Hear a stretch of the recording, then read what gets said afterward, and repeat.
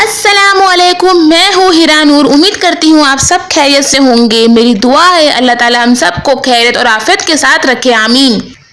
प्यारे दोस्तों, बहुत से लोग इस महंगाई के दौर में परेशानियों में घिरे हुए हैं और उन परेशानियों में सबसे बड़ी वजह खुद का ज़ाती घर ना होना है। बहुत से लोगों की नौकरियां नहीं लग रही, बेरोजगारी है। ऐसे बहुत से लोग इस परेशानी से गुजर रहे हैं और अपनी सारी की सारी जिंदगी किराए के घर में गुजार देते हैं। अपना मकान तामीर करने की ख्वाहिश में इंसान बहुत ज्यादा मेहनत करता है, लेकिन इस महंगाई के दौर में घर का गुजारा करना ही इतना मुश्किल होता है तो वो बचत कहाँ से करेगा। लोग दिन रात अपना घर बनाने की कोशिश में लगे रहते हैं। इसी वजह से हलाल और हराम में तमीज खो देते हैं। ये तो नसीब की बात है कि इस दुनिया में किसको अपना घर बनाने की तौफीक होगी।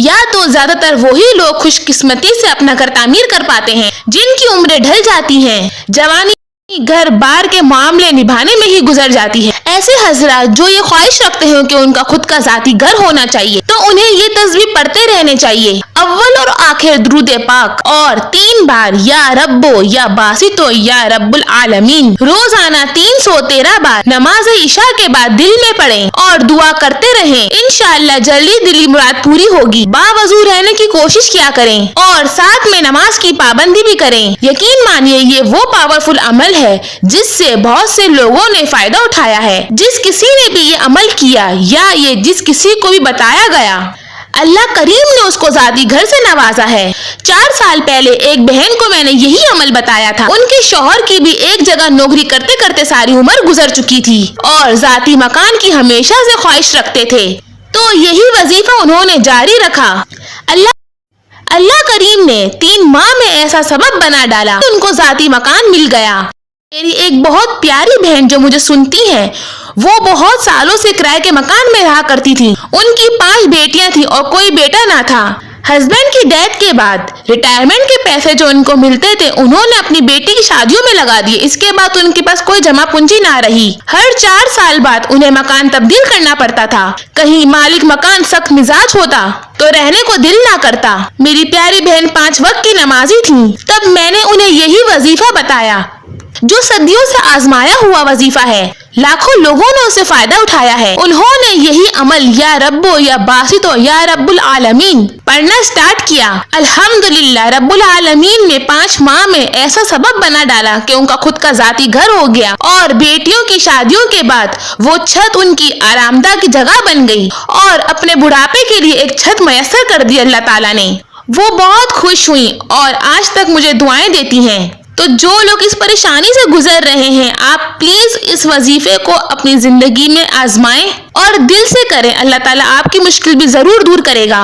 वजीफा शुरू करते वक्त अपने गुनाहों को हरगिज ना देखा करें। गुनाहगार से बड़ा गुनाहगार भी सच्चे दिल से तौबा करे और इस वजीफे को शुरू करे और साथ में 5 वक्त की नमाज का एहतमाम करे, तो रब्बे काबा की कसम अल्लाह ताला उसे जाती अपना मकान जरूर नसीब करेगा। अल्लाह से मांगते हुए अपने गुनाहों को मत देखा करें, वो तो गुनहगारों का भी रब है। तो आखिर में आपको एक गुनहगार बंदे का किस्सा बताना चाहती हूँ ताकि आपके दिल में अल्लाह ताला के लिए मोहब्बत और बढ़ जाए और आपका यकीन पुख्ता हो जाए। हजरत उमर रज़ियल्लाहु अन्हा फरमाते हैं कि मैंने 7 से भी ज्यादा मर्तबा रसूलुल्लाह सल्लल्लाहु अलैहि वसल्लम को ये वाक़या बयान करते हुए देखा। बनी इसराइल में एक शख्स था जो किसी भी गुनाह से नहीं बचता था। एक मर्तबा वो बहुत बड़ा गुनाह करने जा रहा था, लेकिन अचानक वो रुक जाता है और दिल में ये अहद करता है कि आज के बाद मैं ऐसा कोई काम नहीं करूंगा।